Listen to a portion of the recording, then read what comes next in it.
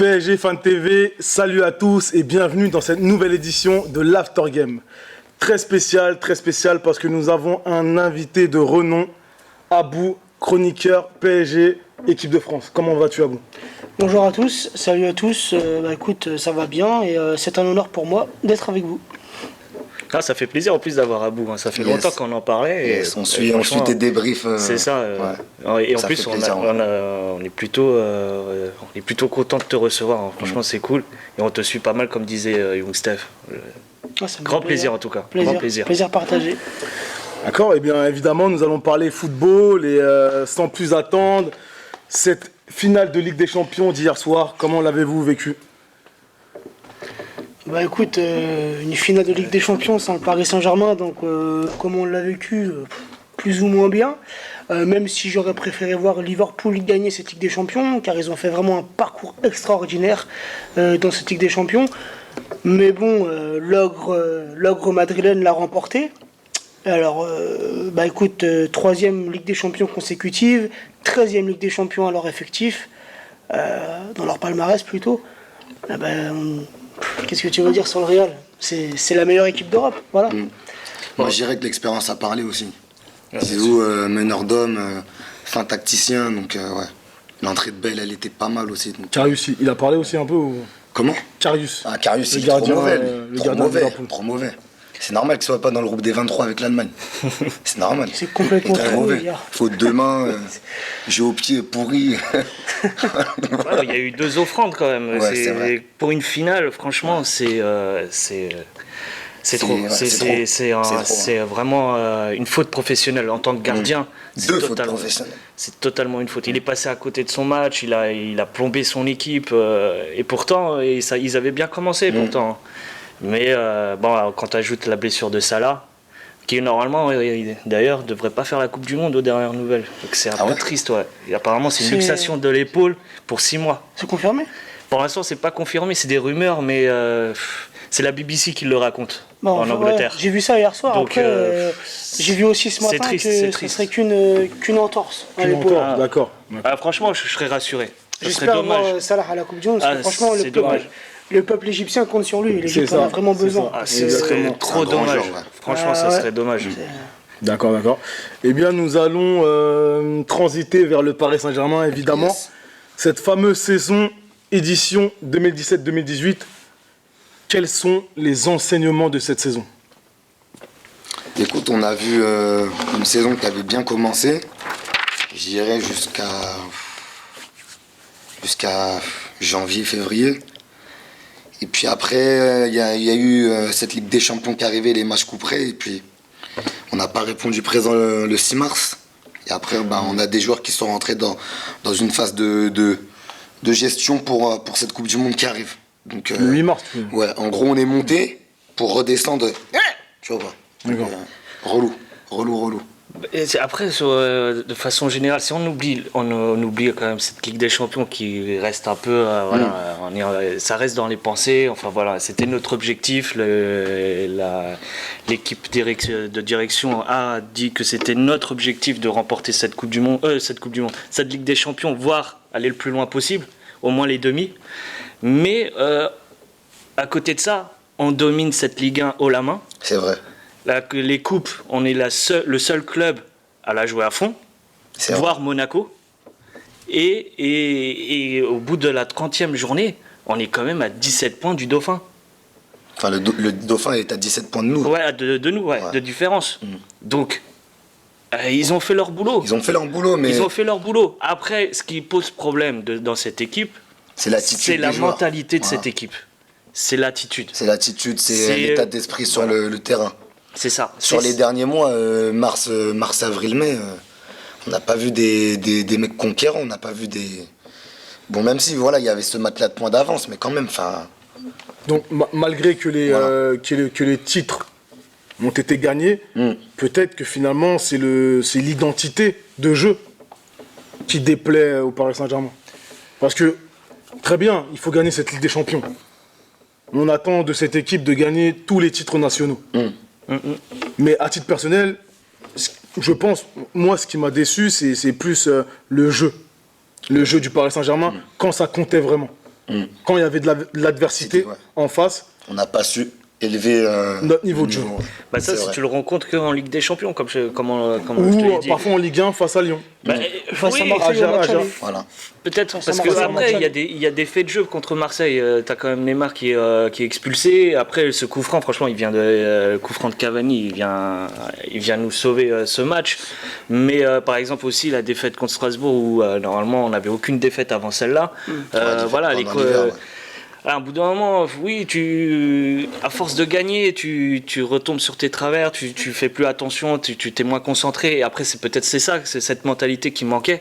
Et Emery, après, à côté de ça, il n'a pas aidé non plus. Il n'a pas cette personnalité qui fait que ça transcende ces joueurs-là. Et où réellement tous les matchs sont importants à gagner et puis atteindre leur objectif de début de saison. C'est juste ça. Voilà, c'est la mentalité qui me pose problème. Moi personnellement, je trouve qu'on a fait une très bonne saison. On remporte 4 trophées. C'est pas donné à tout le monde. Et beaucoup de clubs de Ligue 1 aimeraient être à notre place. Rappelez-vous, il y a 10 ans, 11 ans en arrière, on finissait 16e, à la limite de la relégation, des fois 15e, 10e du championnat, on galérait. Là, on a la chance, depuis l'arrivée du Qatar, d'être plus performant, d'avoir des joueurs de renom. Donc, faut pas cracher sur ce que fait le Paris Saint-Germain. Plus de trophées aussi. Voilà, on rafle plus de trophées, ça gonfle le palmarès, et c'est pour moi, c'est bénéfique. Tous les trophées sont bons à prendre, toutes les finales sont bonnes à jouer. Un certain rigole de nous parce qu'on a joué contre les Herbiers, mais si les Herbiers sont arrivés en finale, c'est pas à cause du Paris Saint-Germain. C'est que les Herbiers ont joué cette compétition à fond, comme le Paris Saint-Germain. Voilà, donc certains clubs, en début de saison, se donnent un objectif, peut-être les Lyonnais, les Marseillais se donnent un objectif de finir numéro 1, en délaissant les autres compétitions que le Paris Saint-Germain. Non, on joue toutes les compétitions à fond. C'est vrai. Et toutes les compétitions... Ça, on peut pas nous le reprocher. Voilà, toutes les compétitions sont bonnes à gagner. Mais bien sûr, l'objectif, depuis l'arrivée du Qatar, c'est la Ligue des Champions. Et dans cette compétition, on n'est pas encore des très grands d'Europe. Parce que moi, je la classe en 3 catégories. Je la classe dans le sens où je mets les très grands d'Europe, comme le Real, le Barça, le Bayern. Je vais même inclure la Juve dans les très grands d'Europe. Et j'inclus en trois parties, les très grands, les grands, comme le Paris Saint-Germain, Manchester City, Liverpool, l'AS Roma, voilà, l'Atlético. Et le reste, voilà, les petits clubs d'Europe, tu vois, comme Glasgow Rangers, non pas les Glasgow Rangers, Celtic Glasgow, comme Anderlecht et compagnie. voilà, les petits d'Europe, tu vois. Et nous, on n'a pas encore passé le cap des grands d'Europe. On n'est pas chez les très grands d'Europe. Et pour être chez les très grands d'Europe, il faut justement battre ces grands d'Europe. Donc, sur ces 2 ans, on se fait éliminer, l'humiliation totale, la remontada, et la saison d'après, rebolote, élimination en 8e de finale de Ligue des Champions. Et sur ces 2 saisons, c'est toujours le match retour qui a cloché. Alors, le match aller, même si on perd au Bernabéu, je trouve que nos joueurs se sont défoncés. On fait un très beau match. Le match retour, nos joueurs, où il fallait faire le travail, totalement absent. En gros, ils ont perdu leur coronel sur le terrain. C'est vrai. Ce qui est dommage, un peu juste pour rebondir, c'est que depuis l'arrivée des Qataris, quand même, on est très exigeants, nous, en tant que supporters, parce que c'est un exploit quand même de gagner 4 trophées, comme tu disais, Abou. Et pourtant, on retient encore que la Ligue des Champions. Alors que, et à côté de ça, il y en a certains qui peuvent dire qu'on a fait une mauvaise saison. Alors que dire du Barça alors qui a remporté que 2 trophées, ou du Bayern qui a remporté que leur championnat et ils ont perdu leur finale contre Francfort. City qui ramasse que 2 trophées aussi. Ouais, City Coupe de pareil, Ligue anglaise, pareil. championnat. Donc après, bien sûr, il y en a, ils vont dire que la Ligue 1 est moins forte que les autres compétitions, ok, mais c'est quand même 4 trophées dans une année. L'année dernière, je crois que c'était 3. C'est pas négligeable. Trois trophées. L'année d'avant 4. Voilà, donc C'est pour ça que je dirais on que amasse quand même. C'est pour ça que je dirais que cette saison, elle est faite de nuances, en fait. Il y a des trucs qui ont été et d'autres trucs qui n'ont pas été. Ce qui a été pour moi vraiment très laborieux et très décevant, c'est la fin de saison. C'est la fin de saison. c'est Et clair, moi, je préfère vivre une saison comme on l'a fait l'an passé. On finit pas champion, on finit 2e, mais une saison avec De bout beaucoup en bout. d'engagement. Beaucoup Une d'engagement. saison où On a des trucs à aller chercher, Voilà. on se bat pour. voilà, une saison où quand même il pour y a des de la objectifs, concurrence. ouais. Tu vois, la C'est saison clair. où il y a de la concurrence, il y avait une bonne équipe de Monaco l'an passé, une bonne équipe de Lyon. Tu vois, beaucoup d'équipes, on a perdu l'an passé contre Guingamp. On perd aussi contre Toulouse l'an passé. Tu vois, vraiment, c'était une bonne saison. Même si on a fini deuxième, moi j'ai aimé cette saison dans le sens où t'étais stressé quand tu regardais un match du Paris Saint-Germain. T'étais pas vraiment le départ d'Ibra, l'effectif il est un peu amoindri. On avait recruté qui, Krikoviak, Cessé, tu vois ce que je veux dire, c'est pas un truc de ouf, tu vois. Donc vraiment, j'espère pour l'avenir de la Ligue 1, j'espère vraiment que les autres clubs vont se renforcer. La concurrence, elle est importante. Tu finis champion à 5 journées de la fin et regarde ce que ça donne. Tu fais une fin de saison. Alors oui, je veux bien, il y a la Coupe du Monde. Ce qui est normal, ça peut se comprendre. Une Coupe du Monde, ça se joue tous les 4 ans. Nos joueurs ont peur de se blesser. Alves s'est blessé, résultat, il rate la Coupe du Monde, tu vois. Donc ça peut se comprendre, mais il y a quand même ce côté professionnel qu'il faut avoir jusqu'à la fin de la saison. D'accord. Et ils l'ont eu jusqu'à Monaco en plus. Voilà, parce que Ils l'ont jusqu'à Monaco et après ils ont dit merci, au revoir. Parce que regarde, il y avait encore des défaites ou des matchs nuls. Il y avait encore des records à aller chercher. Ouais, mais c'est quoi le record de points, les records de buts. Pour moi, les records contribuent à faire grandir le club.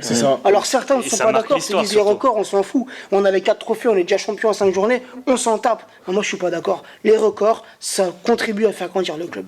Voilà. D'accord, très bien. Et bien, conséquence de ces 2 années sous l'ère Unai Emery, le Paris Saint-Germain a décidé de ne pas renouveler son contrat. Et j'aimerais vous faire rebondir sur notre dernier sondage, lors du dernier After Game. On avait demandé à nos abonnés, est-ce que vous souhaitez le renouvellement d'Emery ou non? Et bien, 90% des abonnés ont souhaité le départ de Unai Emery. Qu'en pensez-vous? Je trouve que c'est une bonne chose que Emery parte du Paris Saint-Germain. Alors je suis pas l'anti-Emery ou le pro-Emery, mais pour moi on a fait venir Unai Emery au Paris Saint-Germain pour faire mieux que Laurent Blanc. Alors après, est-ce que c'était un choix par défaut? Est-ce qu'à ce moment-là il n'y avait pas de top entraîneur disponible pour venir au Paris Saint-Germain? J'en sais rien. Mais Emery est venu pour faire mieux que Laurent Blanc en Ligue des Champions. Résultat, la première année, non seulement on se mange l'humiliation du siècle en Ligue des Champions et on finit 2e en plus du championnat. Tu vois, donc même pour moi, dès la première année, le Paris Saint-Germain aurait dû se séparer de Unai Emery. Après, est-ce que Unai Emery a eu une totale liberté dans la gestion du club, dans la gestion des joueurs? Ça, c'est autre chose. Et je pense pas, à mon avis, je pense pas qu'Emery a eu les pleins pouvoirs. Et c'est ce qui est dommage. D'après son dernière interview, non. Voilà. On l'a connu comme un entraîneur, en tout cas à Séville, très agressif. Et c'est d'ailleurs comme cela que Arsenal part de lui. Aujourd'hui, il est à Arsenal et ils s'attendent à cet entraîneur, paradoxalement à Wenger, un entraîneur présent sur la touche, qui crie sur ses joueurs, qui les galvanise, etc. Oui. Et finalement, au Paris Saint-Germain, on n'a pas vu ça. Dans son interview, il a dit qu'il avait essayé, et 50% de l'effectif a refusé d'accepter ce jeu agressif, avec beaucoup d'intensité. On le voyait dans le premier match quand il est arrivé au Paris Saint-Germain, très agressif sur la touche, il motivait les joueurs, voilà, fais ça. Et justement, les joueurs en ont eu marre. Donc c'est pour ça que j'ai dit qu'Emery n'a pas vraiment eu les pleins pouvoirs, on ne s'est pas vraiment exprimé. Il n'a pas vraiment été lui-même en fait. Voilà, en plus, son jeu, c'est le 4-2-3-1, son jeu. Et on sait qu'il n'a pas pu l'installer au Paris Saint-Germain. Il l'a tenté en plus de temps en temps, il l'a tenté et ça n'a pas marché. Et revenant sur Emery, moi ce qui me pose problème, c'est que je pense qu'on ne l'a pas pardonné sur sa première année. Sa première année, elle a été fatidique pour lui. Il faut, comme tu disais, en plus, regarde, Zlatan il était parti quand il est arrivé, et on va dire que c'était avec un effectif plus affaibli quand même.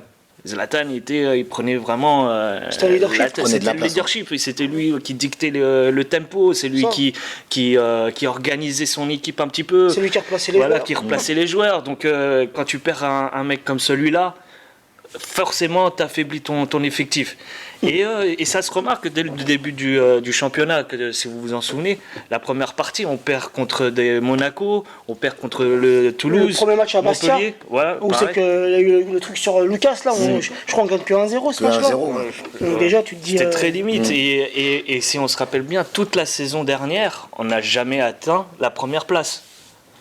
La première, on a toujours été deuxième, voire Troisième. moins, troisième, Deuxième, on En a plus, navigué, gagne, mais jamais premier. mais jamais premier. Mais- Il y mais avait c'est aussi Nice dû à- et Monaco. Mais après, le tu match- À vois, la qualité de Monaco. le match C'est de dû à la Nice, c'est qualité de sûr, Monaco. mais il y avait Nice aussi l'année Le match de dernière. Nice, Ils c'est étaient vrai. Ouais, la premiers. première année d'Emery. Et donc, On perd chez eux, enfin on fait 2-2 au parc et à Nice, là-bas, on perd 3-1, ouais. on perd le titre à 3-1 ou Nice. Ouais, 2-1. exact. On perd 3-1. Parce Un que- match lamentable. Lamentable. Parce que- Lamentable, Non, surtout, le match. je me rappelle, on s'énerve beaucoup sur le terrain. Ouais. On s'éparpille en fait. Et c'est ce match-là qui nous fait. Voilà. Mais tu vois, la première partie, on perd des matchs cruciaux, voire des matchs nuls, on fait. Mais par contre, la deuxième partie, on fait que gagner, à part contre Nice où on perd. Et je crois qu'on fait match nul contre Monaco, un truc comme ça. Et en Coupe d'Europe. Et en Coupe d'Europe, malheureusement, Il se passe ce qui s'est passé. Il se passe, voilà. Ça a joué. Le retour a été un match fatal. mémorable à l'aller. Ouais, 4-0 ça a été contre fatal. le Barça, Pour moi, un des c'est- meilleurs clubs d'Europe. Voilà. On voit des Parisiens en forme, des Parisiens confiants, tu vois. Mais pour moi, trop confiants. Parce qu'ils ont joué le match retour avant de le Et jouer. tu vois, ce qui est faux, c'est que Ouais, ils l'ont joué nord, c'est que le peut-être, retour, on si va on dire. serait passé contre le Barça, bah, son avenir à Emery, on l'aurait ovationné. Il aurait Oui. été un tout autre, on aurait vu un tout autre entraîneur. On aurait dit, ouais, ça y est, on a passé un cap. Malheureusement, voilà, on n'est pas passé. Le 6-1 maintenant est marqué au fer rouge et dans l'histoire. Et nos de joueurs, cette Ligue nos des joueurs Champions. ont toujours ce match en tête. Voilà, Tu en peux pas quelque oublier sorte. un Quoi match qu'on en comme dise, ça. ils ont toujours Et ça. c'est Toujours, dommage ils sont parce que- marqués, c'est normal. Regarde, Emery C'est est normal. très aimé quand même en Espagne. Il a fait des grandes choses là-bas. Et si Arsenal le prend aujourd'hui, c'est qu'il voit du potentiel en lui. Il a son palmarès Et avec donc, lui. voilà, hein. il a son Bien sûr. palmarès. Il a son palmarès et son passif. Coupes, Trois coupes D'affilée. Trois d'Europe, coupes d'affilée En de plus, Europa d'affilée. League. Et aujourd'hui, il a laissé un héritage à Valence, que maintenant fait de la Ligue des Champions. Grâce à lui, il lui a permis d'avoir une stabilité financière. Alors qu'avant, ils naviguaient dans la deuxième partie de tableau. Et Séville, si aujourd'hui, il réussit à battre Manchester en Ligue des Champions, c'est pas pour rien. Je dirais qu'il a laissé quand même quelque chose là-bas, un Ouais, héritage. c'est ça. Et en tout cas, les autres, ils ont suivi les Espagnols. Ils ont suivi ce qu'il a laissé en partant. Voilà, donc en Espagne, je sais qu'il est très aimé. Si c'était pas Arsenal, il serait parti certainement au Deportivo, qui maintenant, malheureusement, la c'est. Sociedad sur lui aussi. Ouais, il y avait Ça la aurait été moins Sociedad. bien, quand même. Apparemment, Ça aurait été moins bien, mais il n'y avait pas de place. Trop gros salaire Il y avait pour pas la de place. Sociedad. Là, Arsenal, pour moi, c'est. Et Arsenal, Pour moi, c'est c'est une quoi promotion. C'est une promotion. Carrément. Ouais, c'est une moi, je dirais c'est une continuité. promotion. C'est Montre pas ce une que pro- tu sais faire. C'est une continuité pour Il, moi. il C'est pas intègre une quand même le promotion. championnat d'Angleterre. Il est dans un grand club. Parce qu'Arsenal, quoi qu'on en dise, c'est un grand club. C'est un big club. Ouais. Il passe après Wenger, qui est un dinosaure d'Europe. Il faut l'avouer et le dire comme tel. Donc, je pense pour Emery, c'est un bon challenge pour lui. Il aura beaucoup plus de mal, je pense, là-bas qu'ici à Paris. Je pense que là-bas, il aura les pleins pouvoirs. Aussi. Ouais. Arsenal, Ouais. ils le laisseront Ouais, faire. mais parce qu'il y a tout à reconstruire à Arsenal aussi. Il faut pas déconner non plus. Ils Tout à sont, reconstruire ouais, quand même. Ils sont. C'est l'une des plus mauvaises saisons d'Arsenal. Oui. Faut pas, Oui, c'est vrai, ils faut vont pas le cacher. Il faut. Lui, s'il vient, c'est pour remonter la pente. C'est pour que l'équipe réintègre le top 4. C'est pour que Voilà, c'est parce qu'elle était descendante leur évolution là en ce moment à Arsenal. Donc en gros, là, quand il quitte Paris, on va dire qu'il part avec un mauvais point. À Arsenal, ça va être son moment. C'est soit il confirme qu'il est vraiment un bon coach, un bon entraîneur, soit s'il passe à côté, il repartira dans les clubs de deuxième tableau. Ouais. Dans le ventre mou. Dans le C'est ça. ventre mou. Voilà, dans le ventre mou. Bien, transition, notre nouvel entraîneur, Thomas Tuchel. Que pensez-vous? Est-ce que vous pensez que ça a été une bonne recrue? Il est entraîneur depuis le 14 mai. Écoute, je pense que ça va nous faire du bien d'avoir un entraîneur allemand qui va essayer d'imposer, j'espère, sa rigueur aux joueurs. Et apparemment, il est très à fond sur la diète, tout ça. Donc, j'espère que les joueurs ils vont être au diapason de ce monsieur, tu vois. Parce que bon, même s'il a qu'une Coupe d'Allemagne à son palmarès, c'est quelqu'un tactiquement très bon. C'est de l'école Guardiola, donc Ouais, voilà. Guardiola, voire Klopp ça. aussi. Hein. Voir Klopp. Klopp, il en dit beaucoup de bien Il a de été avec cet Klopp, je entraîneur. crois, non, à Dortmund. À Mayence. Il avait succédé Klopp à Mayence. Ouais, certes, Ouais, d'accord. Ouais, moi j'étais. Puis à Dortmund aussi. J'ai été très content de cette première conférence de presse. En plus, il s'est exprimé dans un bon français. Donc il a appris le français avant de venir, c'est déjà une bonne chose. Ça prouve qu'il veut aller loin, qu'il veut rester ici le plus longtemps possible. En tout cas, moi, c'est ce que je pense. Il comprendra ce qu'il va dire aussi. Enfin, ouais, au moins, on comprendra ce qu'il veut dire. Ouais, exactement. Et moi, je peux vous cacher, quand j'ai vu Tuchel, il y a quelques mois de ça sur les réseaux sociaux, je n'étais pas très emballé, je ne connaissais pas. Donc comme tout le monde, je me suis renseigné sur YouTube et aussi sur Google. Donc comme tu viens de le dire, Young Steph, Tuchel c'est une Coupe d'Allemagne en, ça fait quoi, 10-11 ans qu'il est entraîneur. Tu vois, il a commencé je crois en 2007-2008, un truc comme ça, à Augsbourg, après il a été à Mayence et après il a été à Dortmund. Ouais. Donc tu peux te dire que ouais, une Coupe d'Allemagne à son palmarès, ça fait faible. Mais bon, j'ai envie de lui laisser le bénéfice du doute. Hein, j'ai pas envie de le juger tout de suite, je vais pas lui jeter la première pierre. Mais d'après cette première conférence de presse, je l'ai trouvé pas mal. Et je suis pressé de voir ce que ça va donner. Voilà. Après, il a une petite Coupe d'Allemagne et tout, mais c'est difficile quand même de remporter des trophées en Allemagne alors que le Bayern domine ce championnat et voir les coupes. Donc il faut pas non plus minimiser l'exploit. Mais ouais, il donne un bon présage pour la suite. Surtout qu'il est plutôt autoritaire, il se laisse pas faire. Il se laisse pas faire. Donc si on va dire que la direction ne le suit pas, je pense qu'on le saura. On le saura très vite. Mais je pense pas qu'il a une langue de bois. Ouais. Il a pas sa langue dans sa poche. S'il doit claquer la porte très fort, il te claque la porte très fort. Il met à dos le directeur sportif. Je pense qu'ils se sont mis en accord avec la direction parisienne. Il a dû imposer ses conditions. Et j'espère vraiment que ça sera un entraîneur autoritaire. De toute manière, c'est une décision de l'émir. Donc, voilà. Parce que pour aller loin en Ligue des Champions, là, on va pas parler des compétitions nationales, tu vois, mais en Ligue des Champions, pour aller loin, ça commence aussi avec un bon entraîneur et un entraîneur qui se fait écouter et qui se fait respecter par ses joueurs, comme on peut le voir avec le Real et Zizou. Zizou, ça a été un joueur monstrueux, c'est un entraîneur à l'heure actuelle monstrueux, mais il est aussi écouté par ses joueurs. Donc, il n'y a pas de mystère, pour aller loin dans cette compétition, il faut des bons joueurs, oui, mais il faut aussi un entraîneur compétent et qui se fait écouter. Après, moi, dernier point que j'aimerais rajouter sur Tuchel, c'est un entraîneur, nous on est habitués au 4-3-3 depuis un certain temps maintenant, sous l'ère Blanc, sous l'ère Emery. Mais je pense que c'est mais je pense que c'est un entraîneur qui peut nous faire changer un peu des fois de dispositif tactique. C'est-à-dire des fois on va jouer en 4-2-3-1, on va jouer en 4-3-3, on va jouer en 4-1-4-1. Ça peut être intéressant de voir comment sous différentes coutures comment on joue en fait, sous différents schémas. Ce que tu dis en plus c'est quelque chose d'avoir plusieurs cordes à notre arc. Parce qu'il y a pas quelque chose qui nous a manqué et je trouve que le PSG là, il a un jeu stéréotypé depuis 3, 4, 5 saisons maintenant et si on peut avoir un peu de surprise, un peu de fantaisie, une adaptation par rapport aux adversaires. Même pour nous qui seront assis au parc la saison prochaine, ça peut être intéressant que ça tourne un peu, que ce soit pas figé vraiment. Parce que venir au stade et savoir qu'on va jouer en 4-3-3 à chaque fois, c'est bien, mais des fois de la surprise c'est toujours bien aussi. Le changement, ça fait du bien.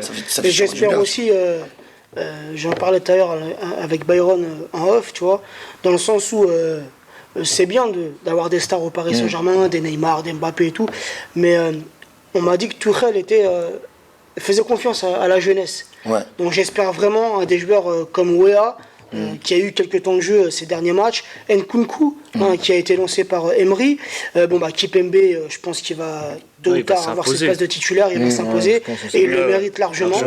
Et Adli aussi, on l'a vu contre Caen, il a joué peut-être 10 minutes, mais voilà.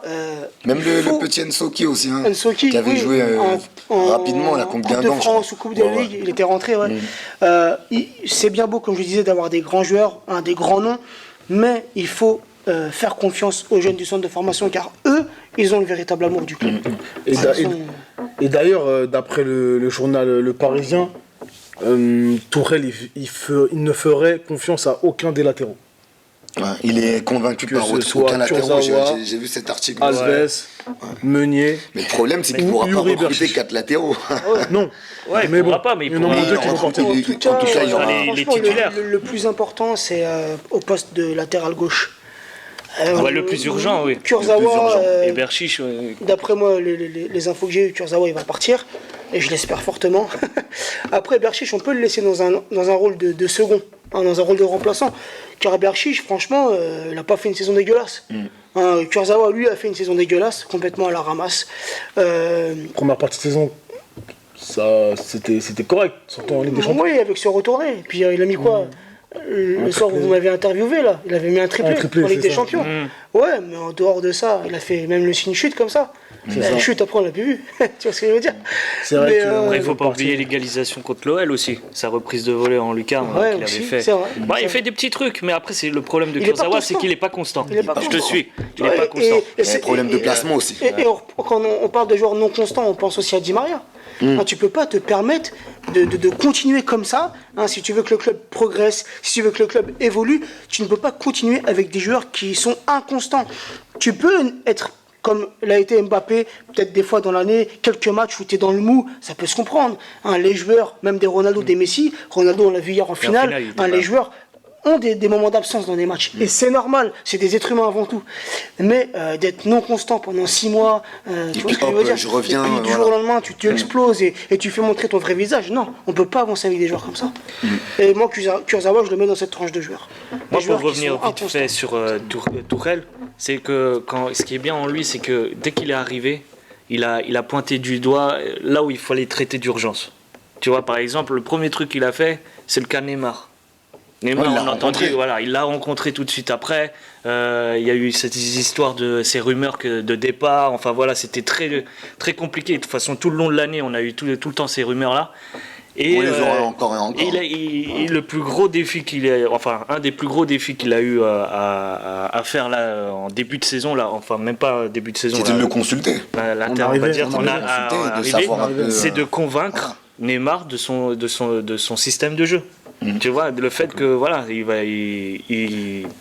Neymar il aura confiance en lui et qu'il Le donnera jeu- pratiquement le jeu tournera les clés, autour de voilà, lui. les clés autour de lui. C'est ce qui est normal. Hein. Et- On en parlera un peu dans la troisième Voilà. partie. Et donc, C'est moi, normal. je dirais, Tourelle, déjà, il commence bien. Il commence bien. Je pense que ça sera quelque chose de. Ça sera. Bénéfique. Ça sera, ouais, bénéfique, ouais, sur ce. Bénéfique. Très bien, et bien nous allons clôturer cette première partie de l'After Game. Chers abonnés, donnez-nous vos avis, mettez un pouce bleu, commentez. Et je vous dis à très bientôt pour la deuxième partie qui devra arriver dans quelques jours.